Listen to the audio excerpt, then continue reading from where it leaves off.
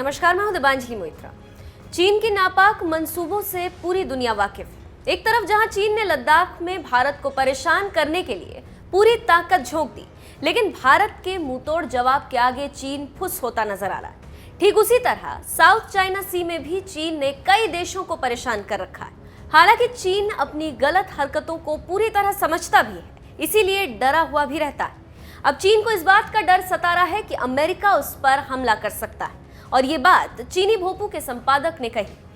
Global times के editor ने tweet कर कहा है कि ट्रंप प्रशासन साउथ चाइना सी में चीन के द्वीप पर हमला कर सकता है। ग्लोबल टाइम्स के एडिटर हु शिजन ने अपने ट्वीट में कहा कि मिली जानकारी के अनुसार अमेरिकी चुनाव में दोबारा जीत हासिल करने के लिए अमेरिका का ट्रंप प्रशासन साउथ चाइना सी में MQ-9 रीपर ड्रोन्स के जरिए चीन के द्वीप पर हमला कर सकता है।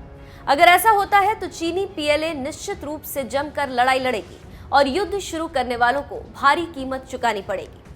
अमेरिका और चीन के बीच टकराव सोमवार को उस समय और बढ़ गया जब बीजिंग ने वॉशिंगटन के इन आरोपों को लेकर पलटवार किया और कहा कि वो वैश्विक पर्यावरण क्षति का एक प्रमुख कारण और वो दक्षिण चीन सागर का सैन्यीकरण नहीं करने के अपने वादे पर पलट गया। चीन ने अमेरिका को अंतर्राष्ट्रीय पर्यावरण सहयोग का सबसे बड़ा विध्वंसक करार देते हुए सवाल किया कि अमेरिका जलवायु परिवर्तन को लेकर पेरिस समझौते से क्यों पीछे हट रहा है। यहाँ पर एक दिलचस्प जानकारी देते चलें कि अमेरिका के विदेश विभाग ने पिछले हफ्ते एक दस्तावेज जारी किया था, जिसमें ग्रीन हाउस गैस उत्सर्जन से वायु, जल और मृदा के प्रदूषण, अवैध कटाई और वन्य जीवों की तस्करी के मुद्दों पर चीन के रिकॉर्ड का हवाला दिया गया।